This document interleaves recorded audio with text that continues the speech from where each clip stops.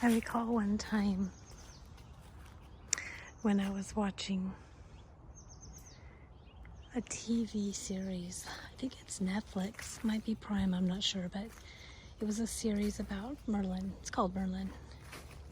Many of you may be familiar with it. It was kind of a cheesy series, but it was good. At the same time, we were entertained by it and enjoyed it. And I got to this place where, oh gosh, what was her name? Morgan, I think was her name. I probably have it wrong, but Morgana. And she was the one that would have premonitions. She would have dreams that were like premonitions. They would come true. Well, in one of the episodes, she goes out into nature, into the forest. And out of the trees come all these people in cloaks. And as she comes to know them, she realizes that they are more her people than the people in the castle where she came from. And something happened inside of me when I watched that. I had this memory. I don't even know if it was a memory. I don't even know what to call it, but it felt like a memory that came over me. Come this way. Come on. And it's kind of like what I feel when I'm out here. I felt like her. I felt like those are my people.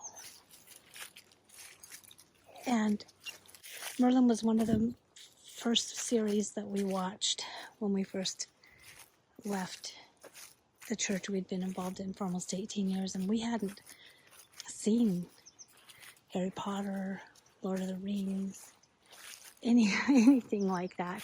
And I didn't know anything really about Druids or Celtic religion or anything like that, but I felt such a connection. And it was them living out in nature and among the trees, and I can't even explain it. There's something in my soul, deep in my soul, that nature calls to. Nature like this just calls to, and it's not like a new call, it's like an ancient call, an ancestral call. It's something that you can't really put words to,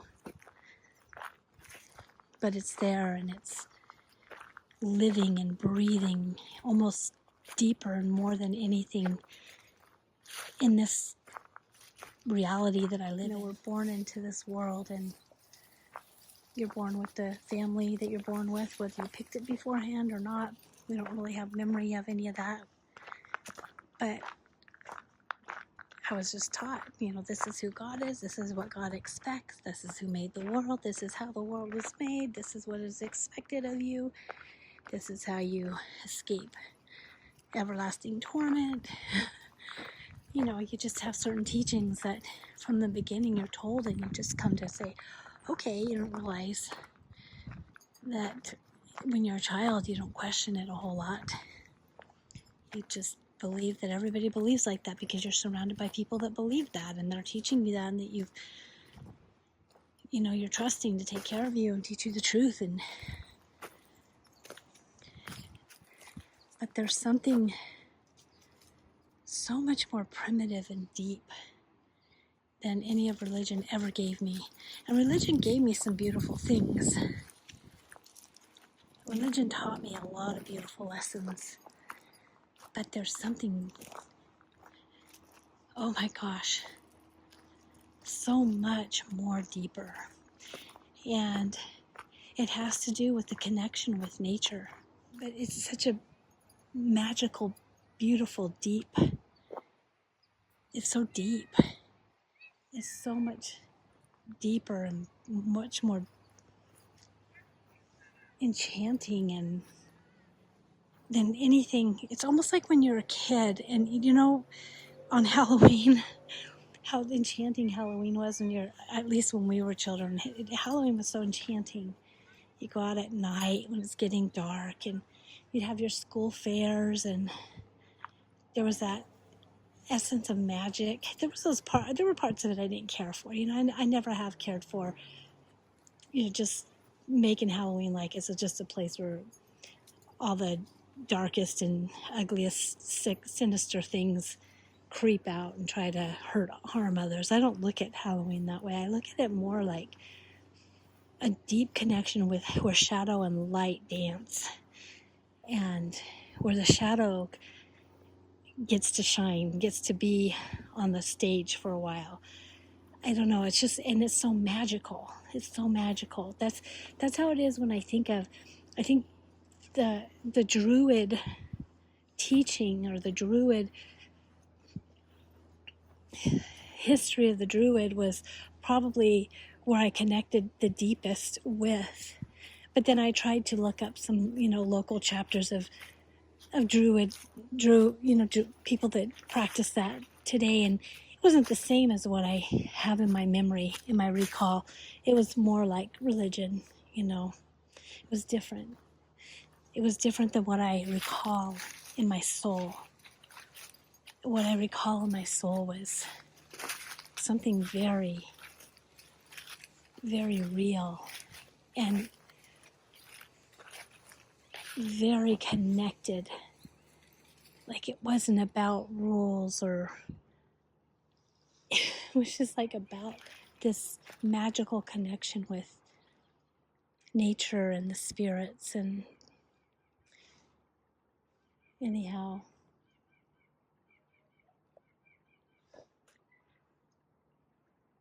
I just wanted to share that.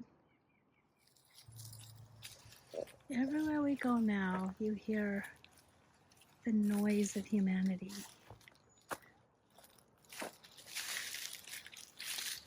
The distant traffic, cars zooming by, music playing.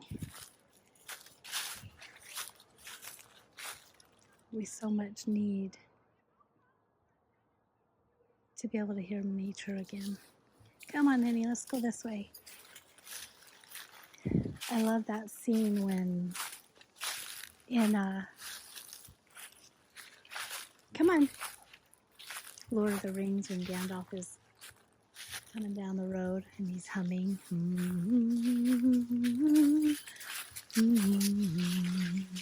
He's got a staff and this pointy hat.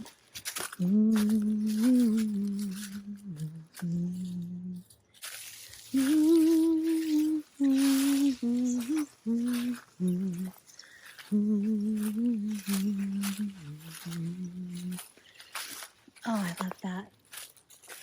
There's something to be said about imagination, and there's so much magic. I mean, this world, everything in this world is magical if you really think about it. It all besides Earth itself, it all started with the imagination. And I mean, how can you not say that it's not magic to take a seed and put it in the ground and end up with a flower or a tree in the same dirt? There's so much magic in life. Why have we been turned away from magic? Why has it been demonized? I love it when I come out here and there's nobody else out here. And it hasn't been like that for the last few days. So nice just to have some quiet time and to actually be able to pull my phone out and videotape and talk. And one of the things I've done to really connect with nature out here is there's some of the trees I've named. Like this tree right here is Lady Faye, and I was going to try to do a little fairy door down there because it's got like a mossy door that looks, I'll show it to you. It looks like a fairy entrance. It reminds me of a secret door. And last year I was working on it, I put bramble around it and stuff, and But I noticed that people were taking things off of it when I would put it down, and I just thought, I don't want to put so much effort into it and have it all taken. And so I left it be, but I named the tree Lady Faye. She's Lady Faye. And then I have a tree over there whose name is Sebastian. Not every tree is named, but when I feel led or I feel the name come to me, I just see a personality and I feel like I need to name this tree, like that tree connected with me with its personality. Then I give it a name. And I'll say hi to him every morning as I go by. This tree's name is Sebastian. And you can kind of see, it looks like a Sebastian. Let me see. I can pull it out a little bit there. You can see his little face there, or his bigger face. It goes up a lot higher. One of the first trees I named. Hi, Sebastian.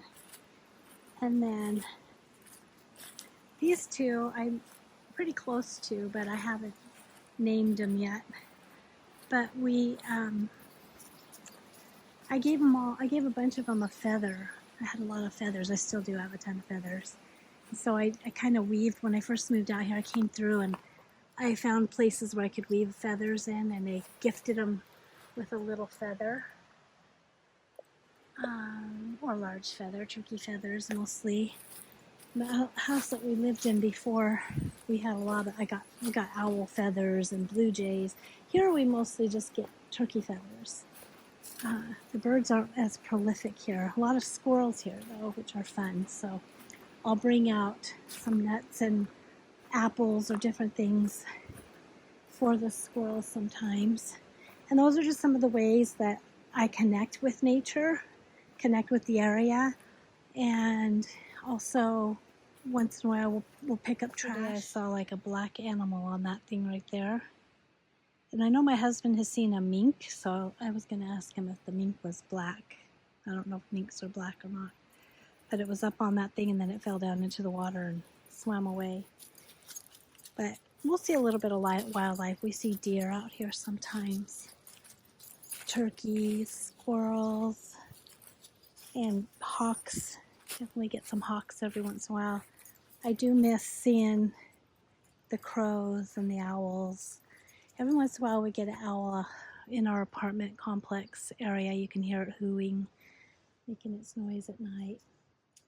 And I think I don't know, maybe a week or two into moving out here, I heard an owl right outside our window. Like seriously, there's no trees right outside our windows, but it was like right there. It had to have come right to my window. It was so incredible, and it was just like, I don't know, I just felt like it was spirit cheering me up, having to leave our house, and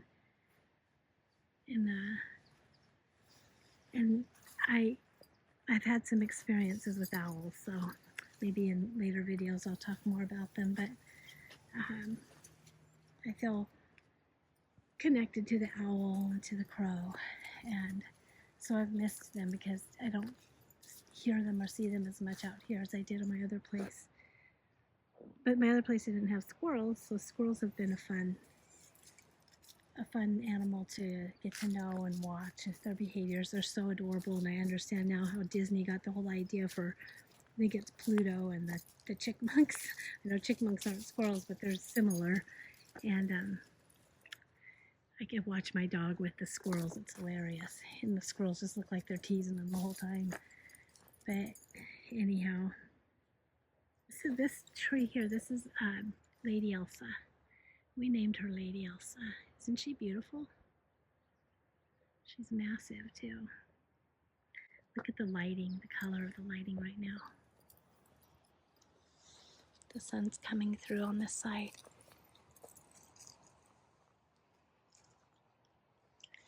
And there's times all I can do is just sit and stare around me in the filtering of the sun through the trees and the paths. And I feel like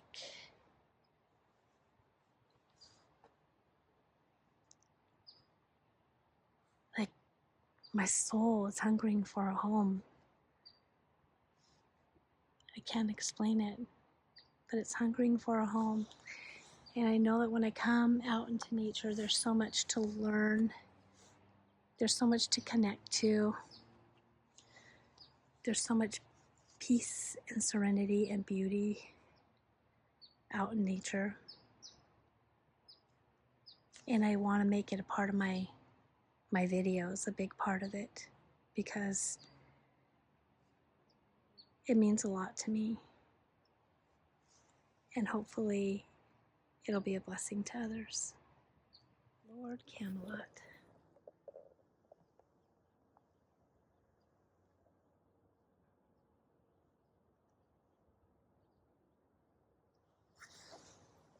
Maybe it's a sense of humor, but I call this the Gossip Society. They look like a bunch of ladies gathered together to tell all the latest. And right over the hill, of course, is the neighborhood, so they can see all the things. They can see the people passing by, and they can see the neighborhood. So they've got all the latest gossip up there. Look at this tree here. So beautiful.